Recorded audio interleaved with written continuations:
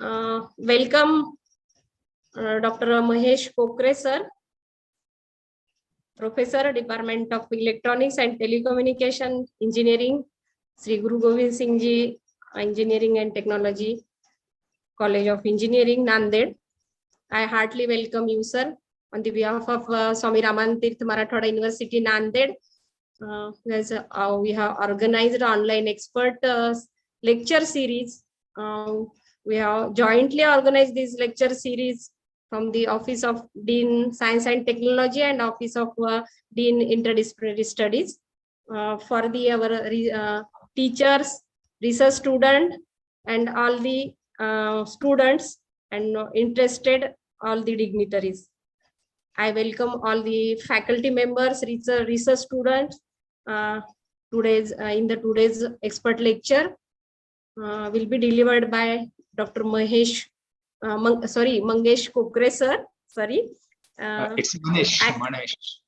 Manesh Kokare, sir. I introduce sir's CV is so rich. I introduce Kokare, sir, in the brief. Dr. Mangesh Kokare, sir, was born in Pune in 11th August 1972. Sir has qualified diploma in industrial electronics engineering for the Board of Technical Examination, Maharashtra.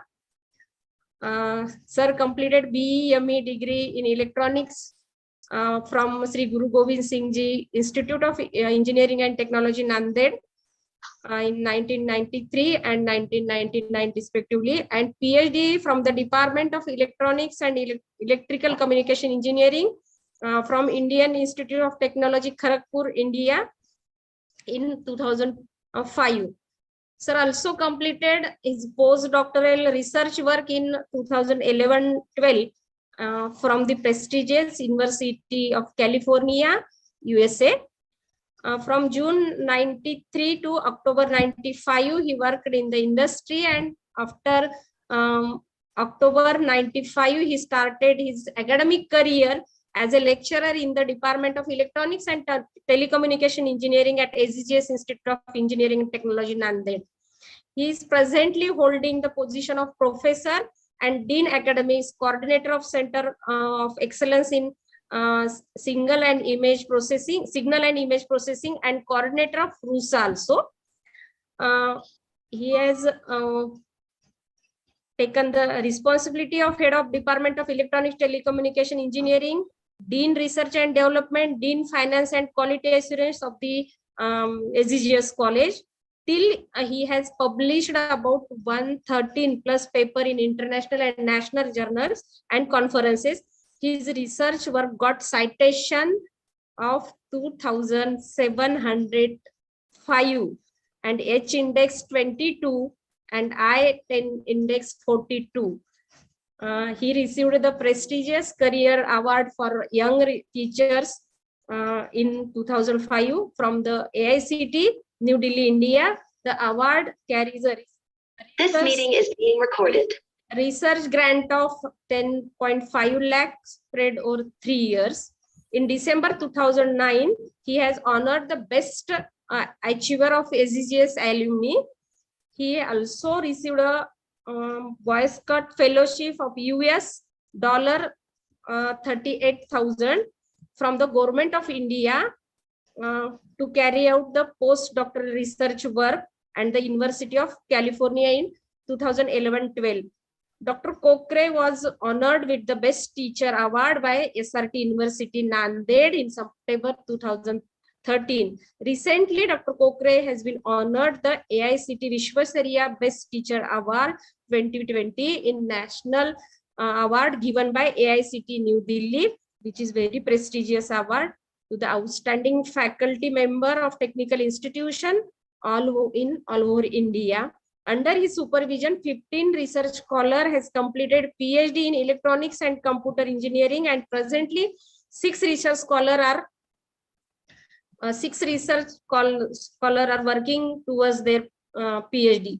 He has fetched rupees 720 lakh grants for the development of the institution He is a life member of a System Society of India and Indian Society for Technical Education, ISTE, the Institution of Electronics and Telecommunication Engineering, and the member of IEEE, Signal Processing Society, member of IEEE Computer Society.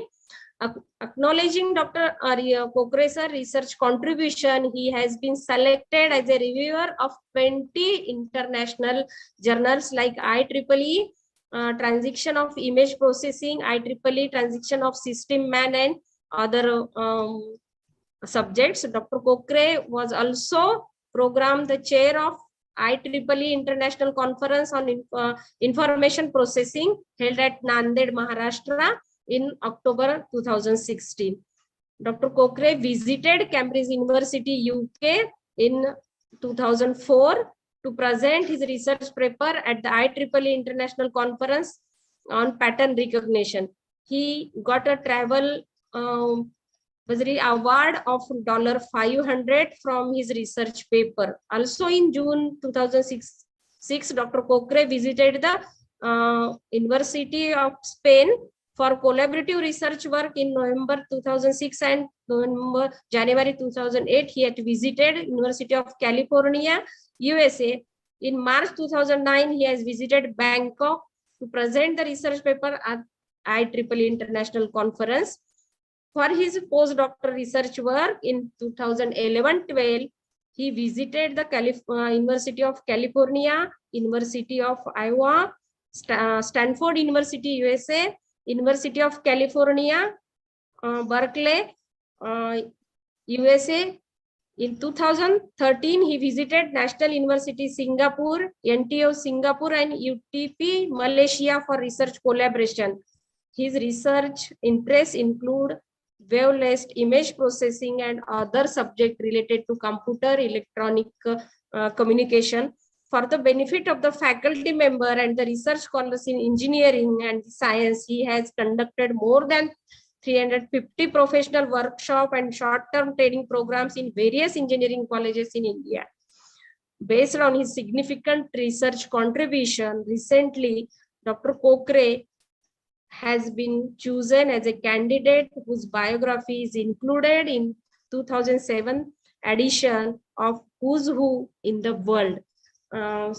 So this is the brief CV of Dr. Kokare, and this the personality who is delivering the lecture on the how to write research paper and publication ethics, which is the part of our PhD coursework also, and it is the need of all type of researches. So we get benefited from your lecture, sir, and I again welcome you, and I invite you to deliver your lecture, please, Dr. Kokare. Thank you, madam. Thank you very much. All faculty members and research students are requested, please mute your mic. So we got benefited the clear voice of Dr. Kokare, sir. Please, Dr. Kokare, sir. Okay. So whether my presentation is visible? Yes, sir. Yes, sir. Okay. Fine. Thank you, madam.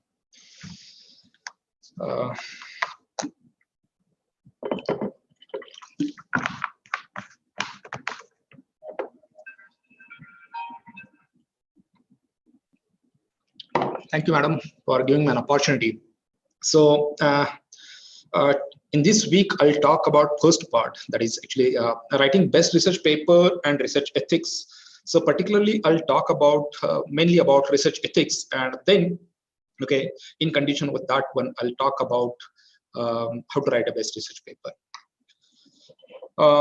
When I joined my PhD program at IIT Kharagpur, I did a lot of literature survey, collected nearly 1,000 papers related to my area of research.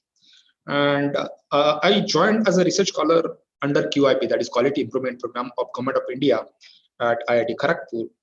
So after joining, in the first week of my research joining, my professor asked me that, Manesh, you write one research paper, that is survey paper on your research work, because I collected most of the research papers which are published in the domain of content-based image retrieval and so on.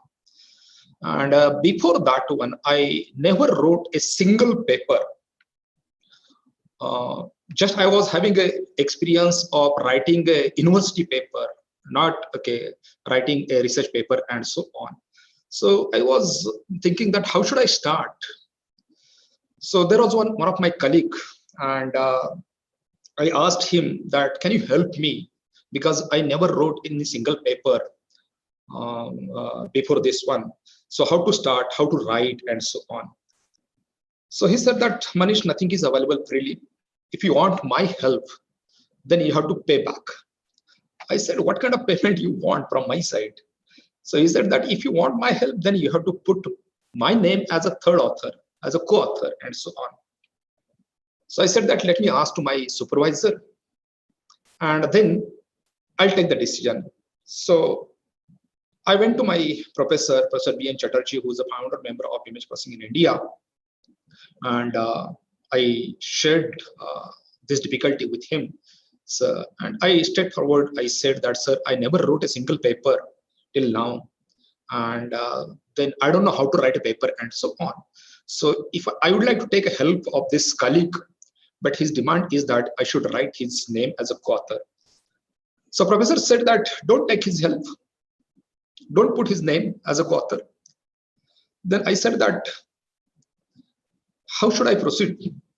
So he said that you learn all those things through your PhD journey or research journey, and you learn how to write an effective paper through your experience. So there is no way to get experience except through the experience. And he suggested me that you preserve the first draft of your paper.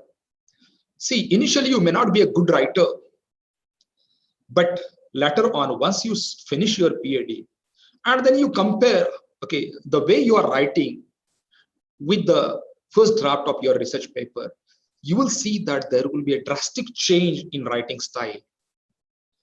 And this drastic change you will achieve through the experience, through the journey of PhD and so on. So that's why he said that there is no way to get the experience except through the experience. So you have to experience the journey of PhD and so on.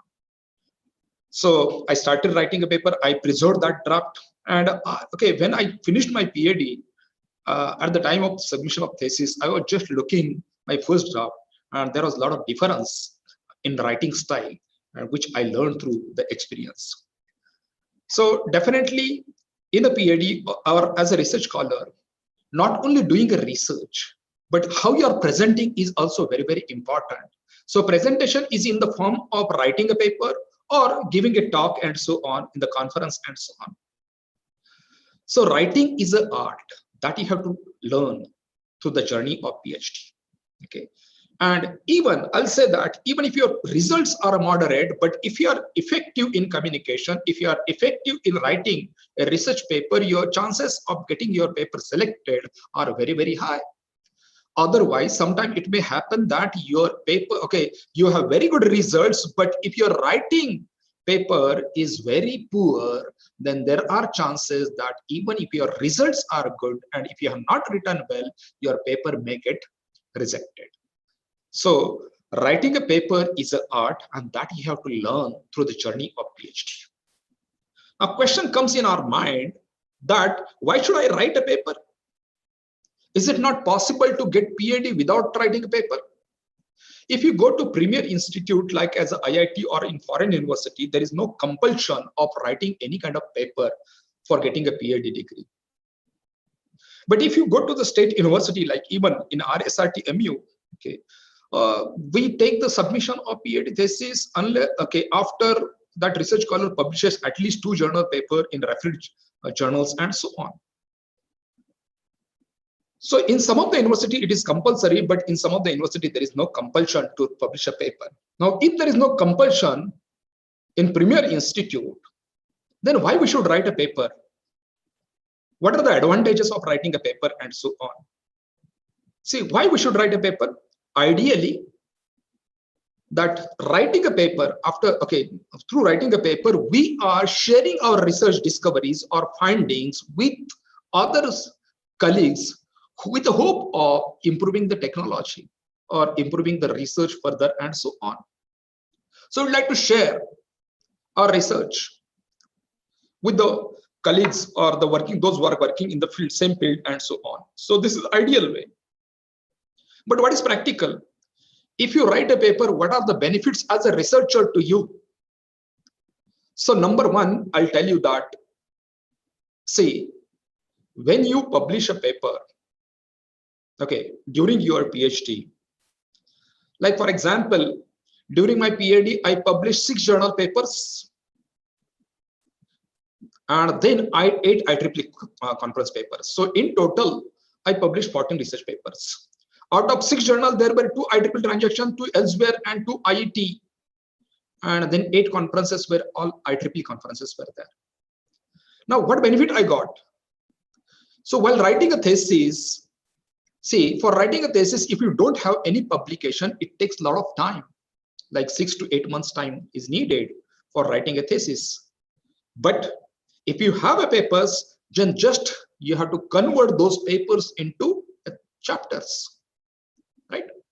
So thesis writing becomes easy if you have good publications, because already those papers are reviewed by many experts and it has been published in a polished form, and then just you have to convert those papers into the chapter form. So writing thesis become easy. Another thing is that, see, second advantage is that when you submit a thesis, that thesis will go to the examiner. So there may be 2 to 3 examiners, and what examiners will see first? They will see second last page of your thesis, and on second last page of your thesis, a list of publications are given, like for example, how many journal papers are published through this thesis, like 4 to 5 journal papers are there. How many conference papers are there? 4 to 5 conference papers are there. So this examiner will get a confidence that this work is already published in a reputed journal or reputed conferences. So it is reviewed by many experts. So accepting thesis becomes easy. I'll tell you that most of the time I have seen that many people require nearly 1 year to 1.5 year time to get the thesis checked by the examiner and so on. But in my case, when I submitted my thesis on 15th July 2004, within 1 month, see, my thesis went, one of the examiner of my thesis was from India side, it was from ISC Bangalore, Professor Y.V. Venkatesh from ISC Bangalore, and my foreign examiner was Professor H. Niemann from University of Germany, Erlangen. University of Erlangen, Germany. Both the examiners, since publications were good, so both the examiners gave the review report of my thesis within 1 month. So it was too quick. So getting a thesis reviewed becomes very, very easy if you have good publications, substantial number of publications. So that is your second advantage. Third advantage, see, practically, third advantage is that your CV will be strong with publications. Fourth one is that, see, once you join as a faculty member, so definitely you have to continue your research, and for continuation of your research, you have to pay the funding. So to get the funding, you should have a publication in the domain of your expertise. Then and then, like AICT or DST or Government of India, there are various schemes available under which you can get the funding. So getting funding is easy if you have good publications in your domain of expertise. Also, to get promotion from assistant professor to associate or associate to professor, you need a publication. So to get the promotion, you need a publication. To get the job, new job, you need a publication. To keep your job, also you need a publications and so on. So there are several practical advantages of publishing a paper. So that's why we should publish a paper. Another thing is that how scientists, how is scientist rated? So see that, so for example, scientists are rated by what they finish and not by what they attempt. Like for example, if somebody has done the research in 2018 He has got very good result with that method, and he has not published any kind of paper on that one.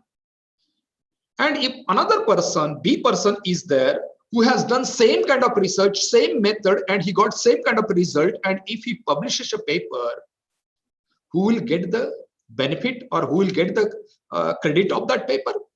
The person who has done in 2018 but not published, or the person who has done in 2022 but published the paper? So definitely the person who has published the paper, he will get the credit. So because he has finished the research, whereas a person, he has done the research, he has got the result, but he has not published the paper. So publishing a paper is nothing but finishing your research work. So if you are not finishing your research work, you will not get the credit of that one. So it will be half work and you will not get the credit of your own research. So next reason for publishing a paper is that if you want the credit of your research work, you have to publish your paper. Either you publish a paper or you can file the patent and so on. So your intellectual property should be protected either in the form of publication or in the form of patent and so on. So that is the sixth reason why you should publish paper. Another thing is that, see, as Madam has mentioned, that I have given more than 400 talks all over India. And during my research, I came across one of the paper which was published by W.Y. Ma. See, W.Y. Ma, he was doing a research at University of California under the guidance of Professor B.S. Manjunath. I never met this person, but I have uttered his name at least 10,000 times during my research as well as during my talk and so on.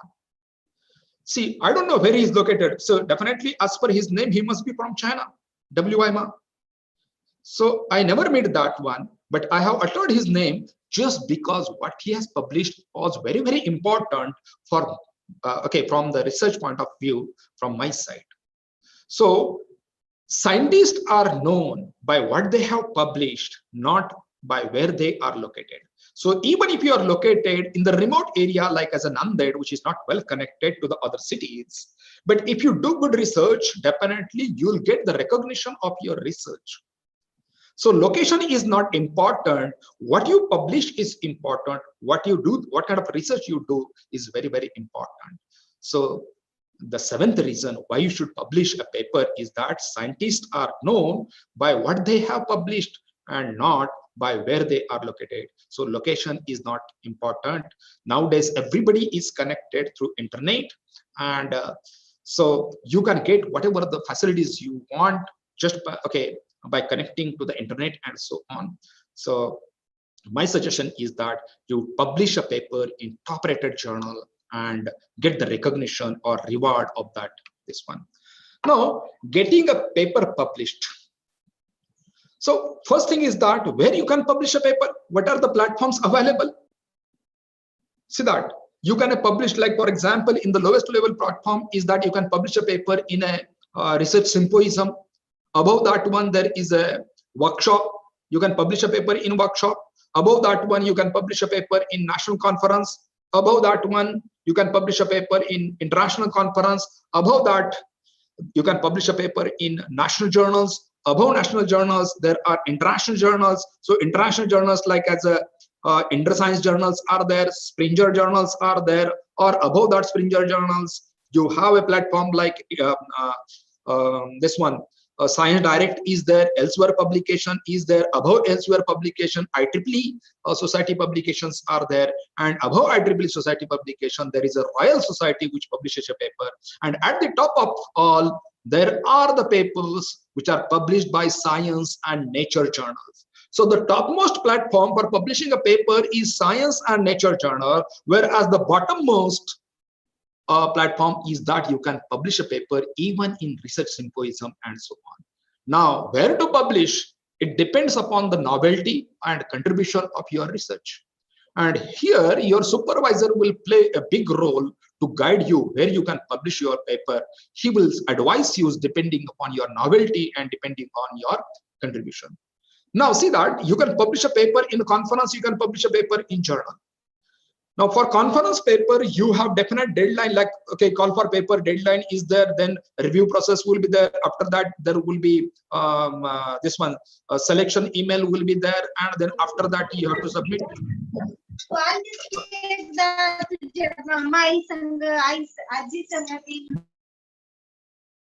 May I request, okay, to mute. Okay, so this one. Then so definite deadlines are there in a conference, and okay, you have to pay the registration fee and so on. Whereas in case of journals, there is no definite deadlines. So you can publish or you can communicate paper to the referred journal at any instant of time, 24/7, okay, 360 days and so on. Whereas in top rated journals, there is no registration fees or like that. Another thing is that the length of the conference paper is like, as you can publish a paper in a conference like a 4-page length or 5-page length.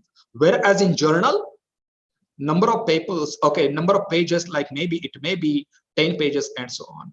So the gist of your research can be published in a conference, and the detailed research can be published in the journal, right?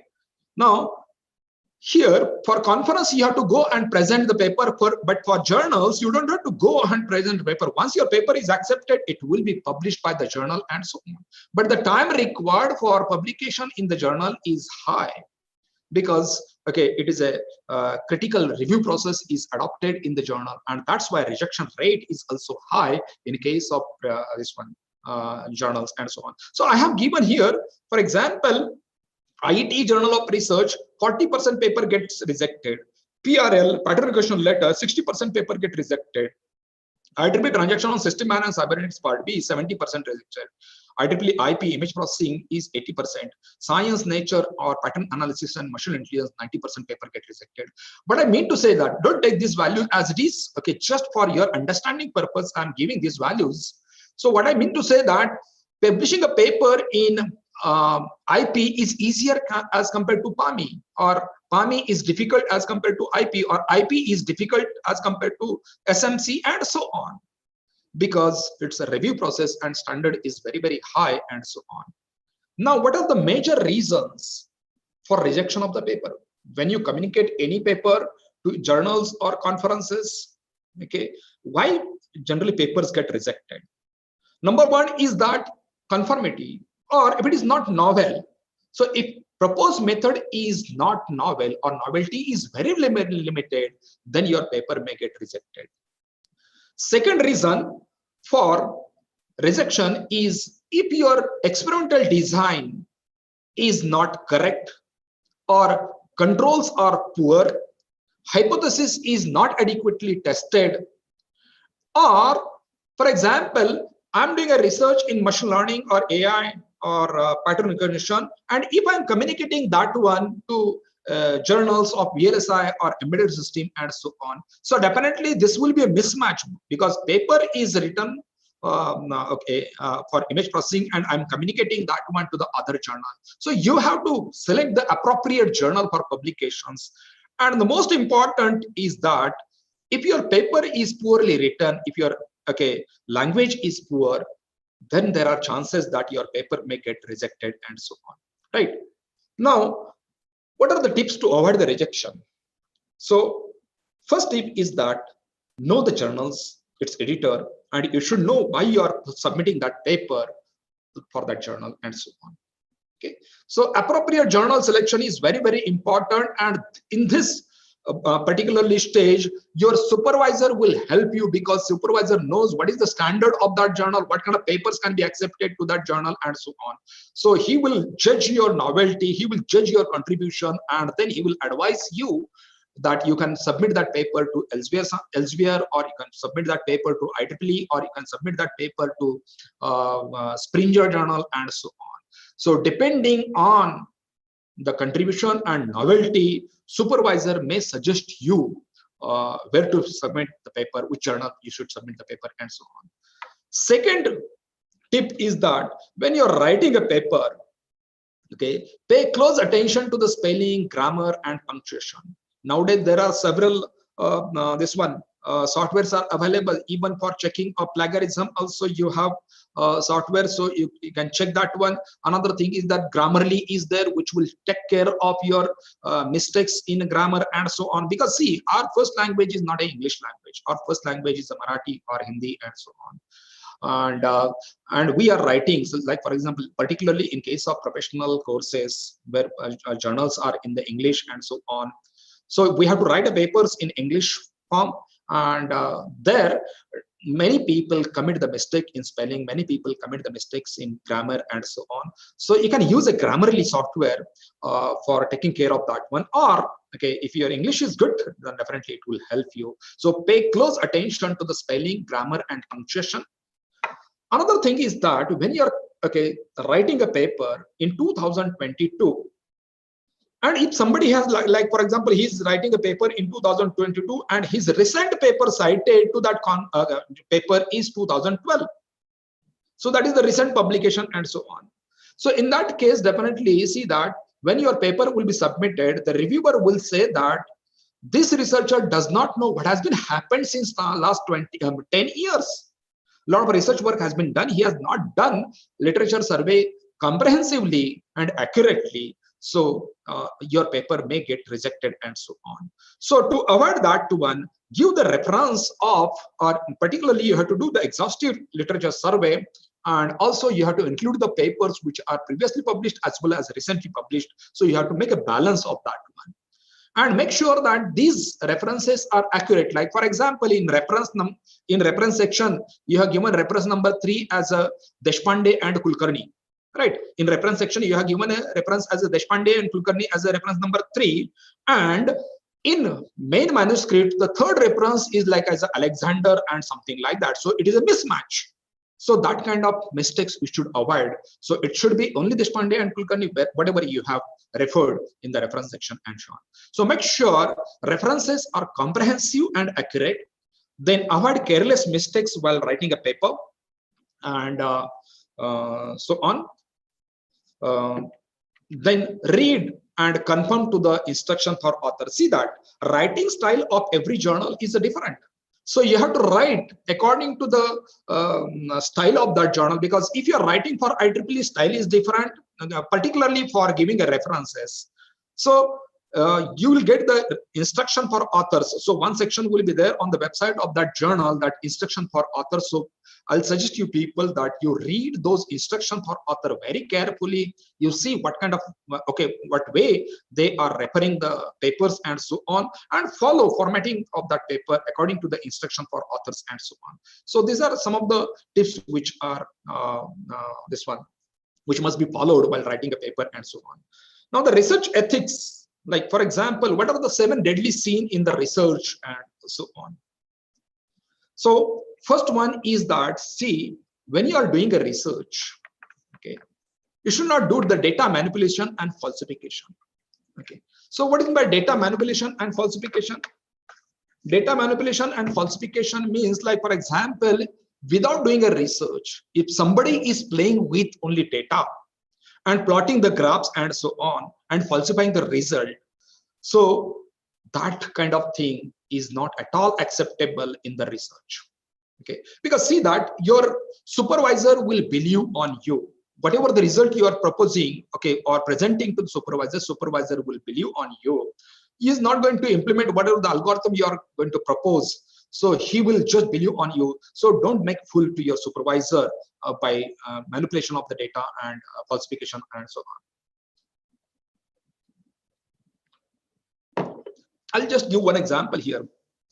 There was, see, when I was doing my PhD at IIT Kharagpur, there was one research scholar, particularly earlier he was master student there, and then we saw that he was not doing any kind of much research and so on. So he was always busy with other non-technical kind of activities and so on. And then one fine day, actually, my supervisor asked me that we have to submit one paper, invited paper to the one of the conference, and then he invited me and other 2 researchers. So one of them was that research scholar. So he said that Okay, we'll write a joint paper and we'll submit that paper to that conference. And then he asked me to take a lead and write a paper. So I took the lead for writing that paper. And then after that, I asked other two researchers to give their result and algorithms. So the first one gave me, so his results were fantastic and so on. And then when I asked to the second one, and when I saw the results, so results was not that way good. So I said that your results are not that way really good, impressive. So what was his response? Sir, what kind of result you want? I said that if instead of asking me what kind of result you want, you tell me what kind of result you have. So he said that, sir, I can generate any kind of result. I was really surprised how you can generate the result. So he was just changing the values in the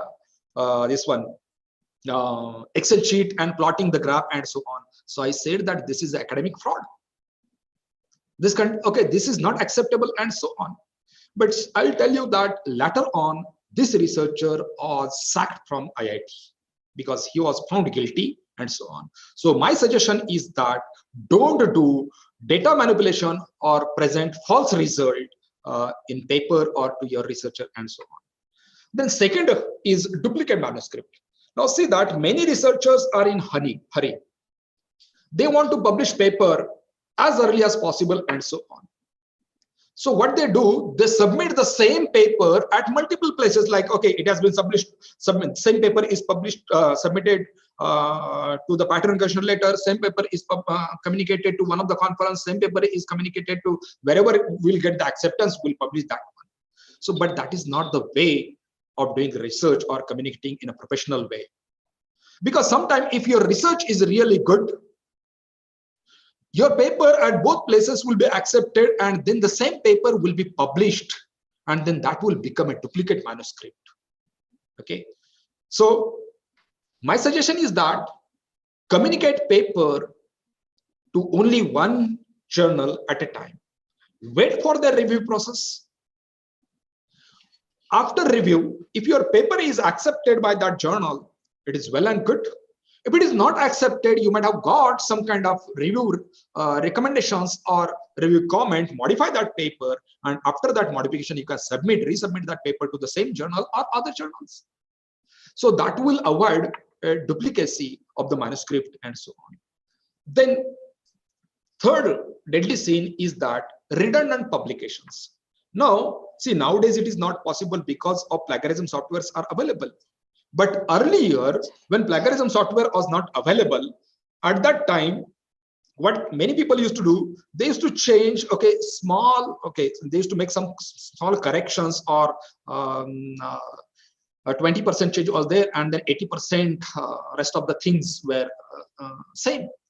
So it was a redundant kind of thing.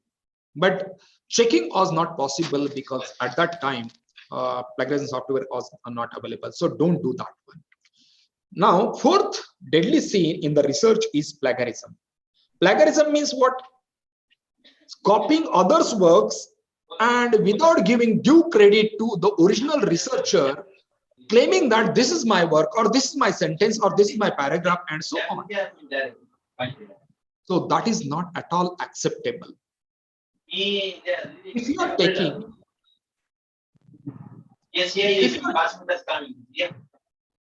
my request to mute.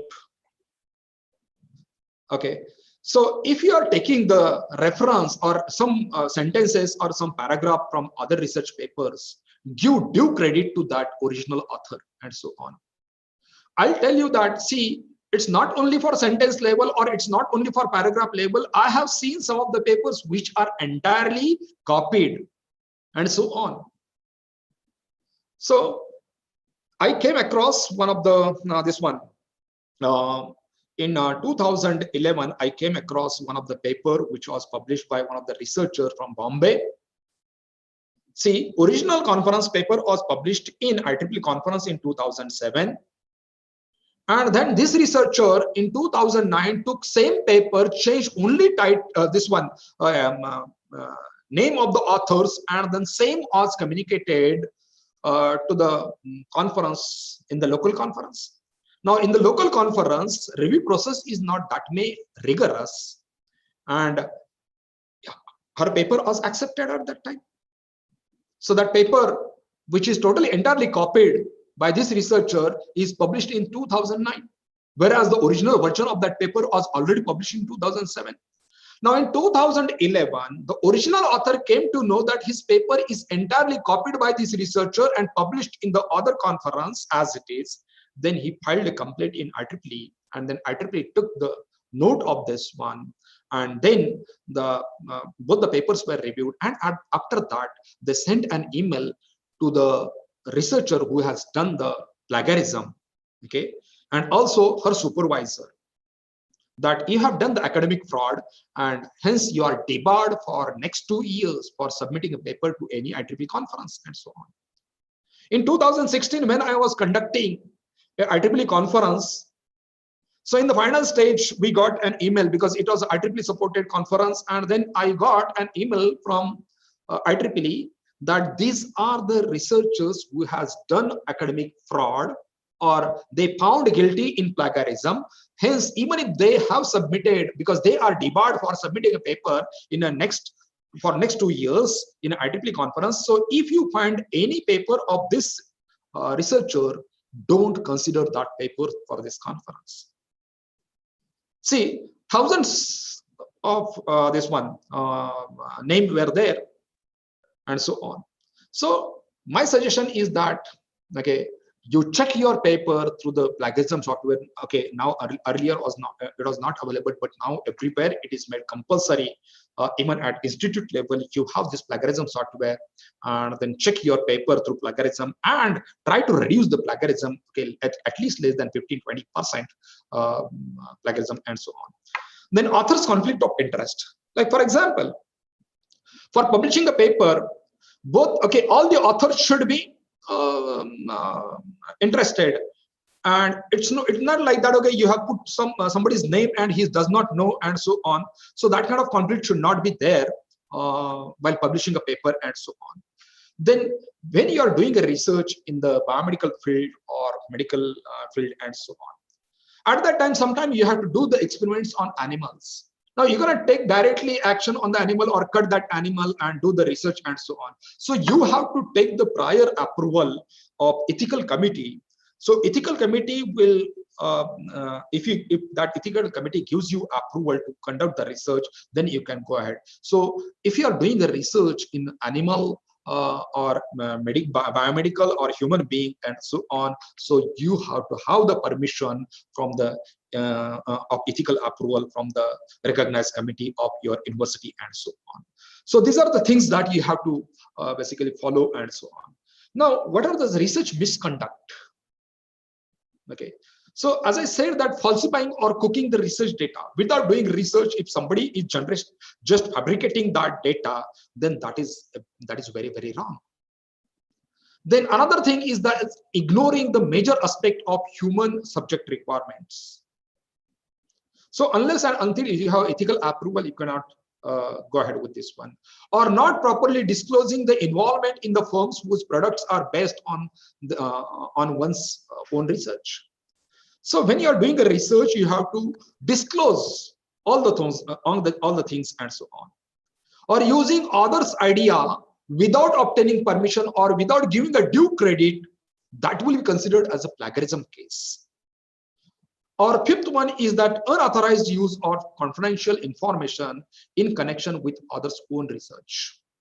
So don't use others' confidential information for your own research, and so on. Or failing to present the data that contradicts one's own previous research. Like, for example, you have claimed something previously you have published, and then now you are contradicting your own. And if you are failing to present that data, so that is also not a good research. Or circumventing certain minor aspect of human subject requirement, and so on. Or changing the design, methodology, or result of a study in a response to the pressure from funding sources, or like that. See, like, for example, means you might have got the funding for research, and then output of that funding will be like in the forms of patent, or in the form of product, or in the form of publication, and so on. And you are very close to closing that this one project. So you'd like to publish a paper, and then there is a pressure and so on, and you don't have the result, and then you are cooking those results, or fabricating those results, or changing the methodology and design which was committed earlier, and so on. So because there is a pressure from the funding source and so on. So don't do that kind of things. Publishing the same data or result in 2 or more publications. Like, see that. Can you, as I said, that can you communicate one paper at a time to 2 more journals or conferences at a time? So absolutely not. Communicate that paper at one place only.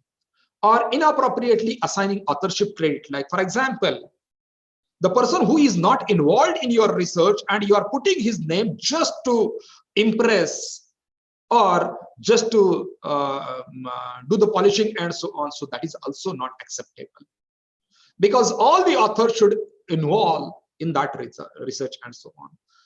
Next one is withholding the details of methodology or results in a paper or proposal. So when you are writing a paper, write a paper such that this paper, if somebody reads and re-implement that paper, the another researcher should be able to re-implement, because you have given all those details and your results are correct as per the implementation. So other researcher, when he or she implements your paper as it is, he or she should get the same kind of result.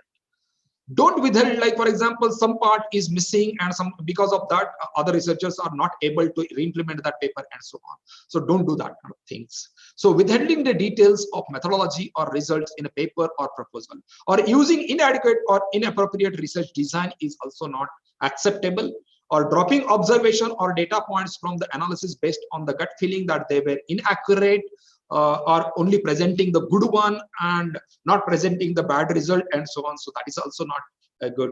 Or inadequate record keeping related to the research paper, research project and so on. So I'll suggest you that when you have started the research, or as a research scholar, you should maintain your logbook, you should maintain your lab book and so on. So mention what kind of research you are doing, what kind of data you are using, what kind of result you are getting, all those dates and all those things you should keep as a primary data for your research and so on. Now, what constitutes a redundant publication? Okay, so redundant publications, like for example, can I publish a paper which is already published in a conference? The same paper can I publish in the journal? So answer is that you cannot publish same paper which is already published in the conference as it is in the journal. But the enhanced version of the paper can be published in the journal. Like for example, you have a conference paper of 4 pages where gist of research is given. You cannot give more details in the conference paper. Okay, so by giving more details, more example, more design, more theoretical support, more logical support and so on, you can prepare a detailed paper of 10 pages instead of 4 pages. By giving more example and more result, then you can publish the same kind of paper in the journal, right? So you get the 2 publications. One is a gist publication which is published in the conference, and the enhanced version of that one can be published in the journal. So data which is published in the conference can be published in the journal with modification, with more result, and with more detailed analysis and so on. So it will not be considered as a redundant publication and so on. Now, same data, different journal. So in that case, definitely it will be considered as a redundant publication, because just you're changing the journal and publishing the same thing. So that will be a redundant publication. Then if you are using a data which is already available on the website, and you are using that data in your research, and you are writing the same data in your research paper, so that will be considered as a redundant publication and so on, because already that data is available on the website. Data included in review article. See, so when you are writing a review paper, I'll tell you that who should write the review paper. There are 2 ways, 2 things. One is survey paper and another one is review paper, right?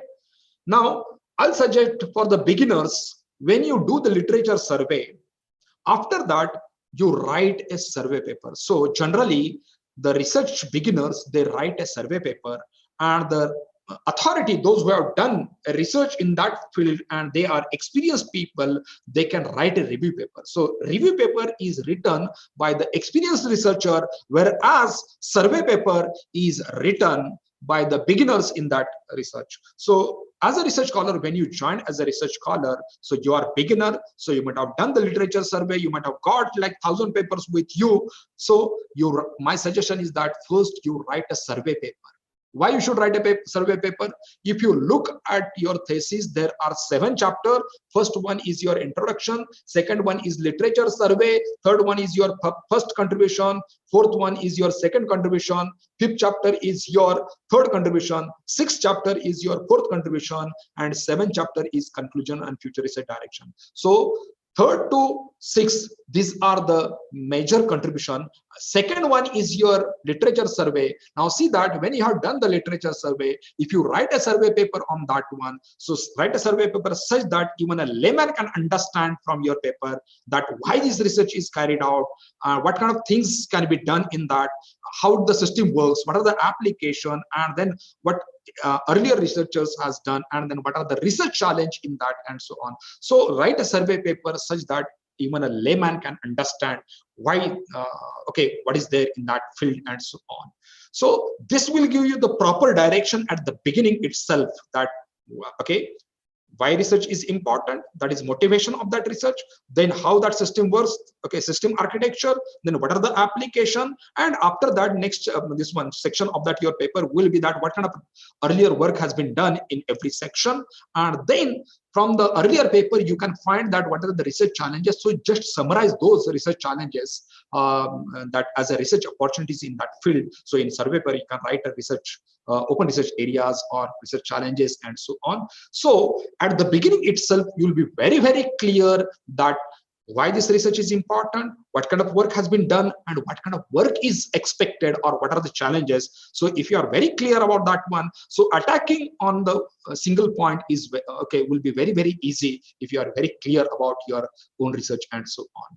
Otherwise, if you don't do proper literature survey, or if you don't do this one, you will not be clear about your own area, and then you will be struggling, and then okay, you will kill your own time, and so on. So if you want to do research fast, then you have to be very careful from the beginning itself. So you know that review paper or survey papers have many references. So definitely data included in review article will be of the earlier work. So this is accepted, and so on. Right. Expansion of the public data set is considered as a redundant publication, and so on. Right. Now, what makes a good research paper? When we can say that this research paper is really good, and so on. So there are 3 issues. Okay, you can say that research paper is really good paper, or so on. First thing is that it should talk about the novelty. Okay, it should talk about the good science. Second thing is that it is written well.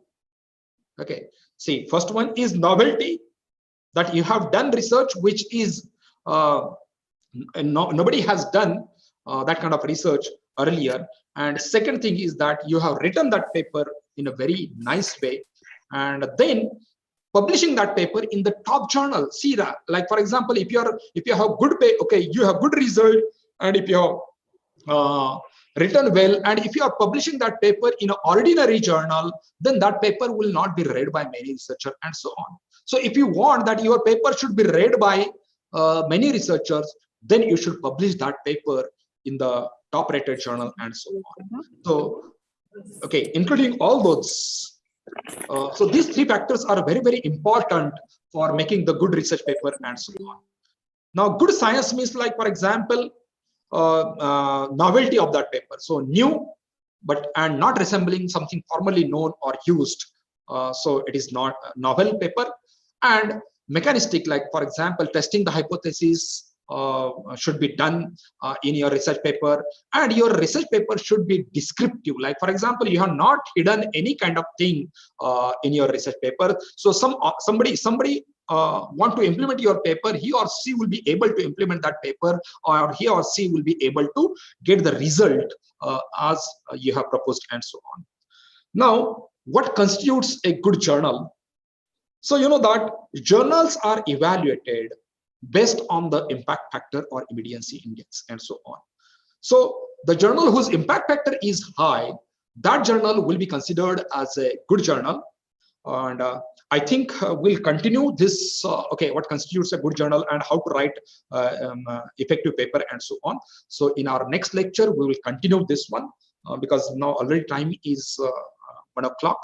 So we'll stop here, and in our next part, we'll continue with this one from this slide onward, right? So next Friday, same time. So over to you, ma'am. Thank you. Thank you so much, sir, for your informative lecture.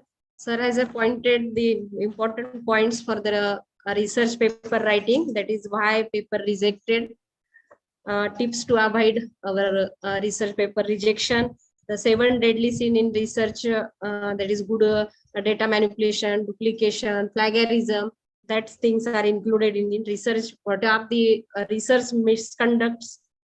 And then how beginners write the paper from the survey paper. They have to write survey paper, and the senior most faculty and those faculties who have the lot of experience for the research, they have to write the review research papers.